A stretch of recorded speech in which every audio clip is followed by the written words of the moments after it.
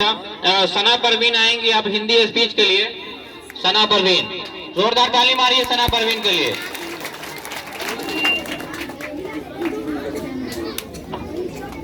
हम अपनी जान के दुश्मन को हम अपनी जान कहते हैं, मोहब्बत की इसी मिट्टी को हिंदुस्तान कहते हैं, मोहब्बत की इसी मिट्टी को हिंदुस्तान कहते हैं। जो दुनिया में सुनाई दे उसे कहते हैं खामोशी, जो आंखों में दिखाई दे उसे तूफान कहते हैं। ये जो दीवार का सुराख है साहब, ये जो दीवार का सुराख है, चाइना अमेरिका पाकिस्तान साजिशों का हिस्सा है, मगर हम इसे अपने घर का रोशनदान कहते हैं, मगर हम इसे अपने घर का रोशनदान कहते हैं। परम सम्मानीय निर्णायक मंडल की सभा में उपस्थित सभी गणमान्य व्यक्ति, मैं सना परवीन देश प्रेम और राष्ट्र निर्माण के उपलक्ष्य पर अपने कुछ विचार आप सभी के साथ साझा करना चाहूंगी। आजादी का असली मतलब तो वही समझ सकता है जिसने कभी गुलामी की हो। हम सब तो सौभाग्यशाली है कि हमने स्वतंत्र भारत में जन्म लिया। यूं तो आजादी की लौ 1857 ईस्वी में जल चुकी थी, जो साल 1947 में हमारे देश को आजाद करवाई। प्राचीन, मध्यकालीन और वर्तमान भारत के उदाहरणों से स्पष्ट करना चाहूंगी कि जब हम तिरंगियों की फेरे में फंस गए थे, तो रंग बसंती चोला की एक आवाज पटोलों के टोलों उमड़ आते थे और वंदे मातरम के नारों से खून में आने वाला 5 डिग्री का तूफान अंग्रेजी शासकों के जड़ में तूफान ला देता था। लोग मर जाते थे, मिट जाते थे, फांसी चढ़ जाते थे, तो भी वो अपनी देशभक्ति साबित कर रहे होते थे, क्योंकि ये उस दौर की देशभक्ति की कसौटी हुआ करती थी। इसके बाद 65 और 71 की युद्धों में अपना सुहाग गंवा देने वाली औरत, जब घर के हालात ये हो जाया करते थे कि प्यार भी भरपूर गया, मांग का सिंदूर गया, नन्ही नौनिहालों की लंगोटियां चली गई, छोटी छोटी बेटियों की चोटियां चली गई, बाप की कमाई गई, भाई की पढ़ाई गई, ऐसा एक विस्फोट हुआ, पता ही चला नहीं, पूरे जिस्म की कई बूटियां चली गई। और आपके लिए तो एक आदमी मरा है साहब, किंतु मेरे घर की तो रोटियां चली गई, वाले हालात पैदा हो जाने के बावजूद सब एक माँ अपने बेटे को सड़क पर दुश्मनों की धज्जियां उड़ा देने के लिए भेज दिया करती थी और उसे पत्र लिखाकर भेजा करती थी कि अम्मा ने पत्र लिखा है बड़े ही चाव से, अम्मा ने पत्र लिखा है बड़े ही चाव से, पुत्र मेरे ना घबराना, 1 इंच भी पीछे ना हटना, चाहे इंच इंच कर जाना, चाहे इंच इंच कर जाना। इस तरह पूरा परिवार अपनी देशभक्ति साबित कर रहा होता था। तब देश बलिदान मांगता था, तब देश लड़ जाने को कहता था, तब देश मर जाने को, मिट जाने को, फांसी चढ़ जाने को कहता था। किंतु आज देश लड़ जाने को नहीं कहता, आज देश मर जाने को, मिट जाने को, फांसी चढ़ जाने को नहीं कहता, बल्कि मेरे विचार में यदि कोई व्यक्ति अपना काम पूरी मेहनत, पूरी ईमानदारी और पूरी लगन से करे ना, तो वही है सच्ची देशभक्ति। मैं नहीं मानती फेसबुक और व्हाट्सएप की डीपी को 3 रंगों में रंग लेना ही देशभक्ति है। और यदि आप कहेंगे कि साल में 2 बार हाथ में तिरंगे ले लेना ही देशभक्ति है, तो मैं आपसे पूछना चाहूंगी, फुटपाथ पे रहने वाला वो गरीब बच्चा जो ट्रैफिक की छांव में नंगे पांव में जब तिरंगे बेच रहा होता है, तो क्या इसे आप उसकी देशभक्ति कहेंगे? नहीं, ये उसकी देशभक्ति नहीं है, उसकी पेट की भूख की शक्ति है जो उसे ऐसा करने पर मजबूर कर देती है। क्योंकि ना तो वह मस्जिद को जानते हैं, ना वह शिवालों को जानते हैं, ना तो वह मस्जिद को जानते हैं, ना वह शिवालों को जानते हैं। अरे जो पेट के भूखे होते हैं ना, वह सिर्फ भोजन के निवालों को जानते हैं।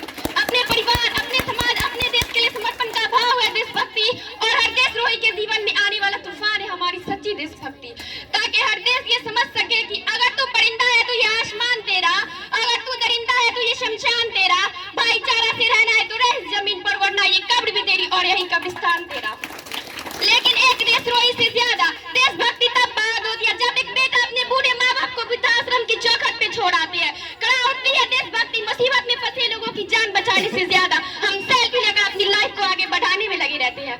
इस देश का वह युवा जिनके ऊपर जिम्मेदारियां थी अपने देश, अपने समाज, अपनी राष्ट्र की आशाओं को बांधे रखने की, वही युवा 4x4 इंच की छोटी सी स्क्रीन पर अपने कोमल अंगुलियों की घर्षण मात्र से अपनी भावना की इमोजी भेज रहा है। 4 पुत्र बोध का काम मेरा रोज का भारत का लिए भविष्य तय कर रखा है। हम ना एक ऐसे समाज में जीते हैं जहाँ पत्थर की मूरत को लगते हैं 56 भोग, भूखे नंगे तड़पते सो जाते हैं लोग, भूखे नंगे तड़पते सो जाते हैं लोग। मजदूर को मजदूर समझिए, मजबूर नहीं, गरीबों को काम दीजिए, दान नहीं, और यदि दान देने की इच्छुक है तो जीते जी रक्तदान दीजिए, और मरने के वक्त अंतदान देकर किसी मरते हुए को जीवन दान दीजिए। यही है सच्ची देशभक्ति और यही है सच्चा देश प्रेम। ना सरकार मेरी है, ना रब मेरा है, और ना ही ये बड़ा सा नाम मेरा है, बस इतनी सी बात का गुरूर है मुझे कि मैं भारत की हूँ और ये भारत मेरा है। परंतु एक वैचारिक बीमारी हमारे समाज में मुझे नजर आती है। कहा जाता है कि हम दुनिया के सबसे बड़े लोग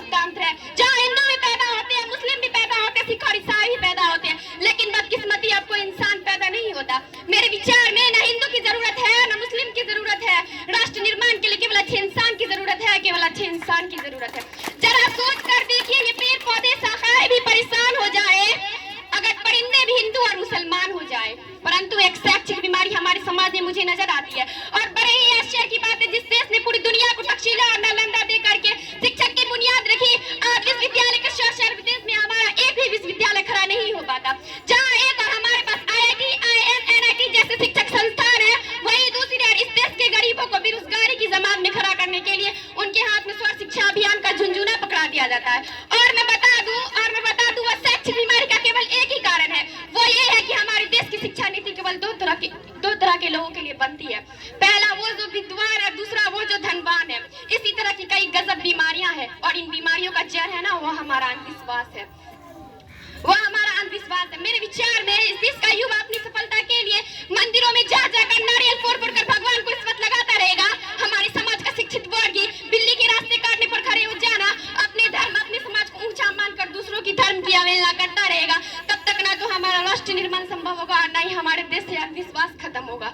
हमारी संस्कृति हमारी सभ्यता को दुनिया ने शीश नवाया है, तो क्यों आस्था के नाम पर हमने भी अंधविश्वास फैलाया है। मेरे विचार में हमारा राष्ट्र निर्माण तब संभव होगा जब इस देश में महिलाओं की पूजा नहीं बल्कि उनकी इज्जत की जाएगी। हमारा राष्ट्र निर्माण तब संभव होगा जब स्वच्छ अभियान में केवल सरकार ही नहीं बल्कि सड़क पर चलने वाला हर एक नागरिक अपना हाथ बटाएगा, स्वच्छ भारत को दिल से अपनाएगा। असल मायने में हमारा राष्ट्र निर्माण तब संभव होगा जब एक गरीब बच्चा मध्यान्तर भोजन के लिए नहीं बल्कि ज्ञान अर्जन के लिए सरकारी स्कूल की चौखट पर कदम रखेगा।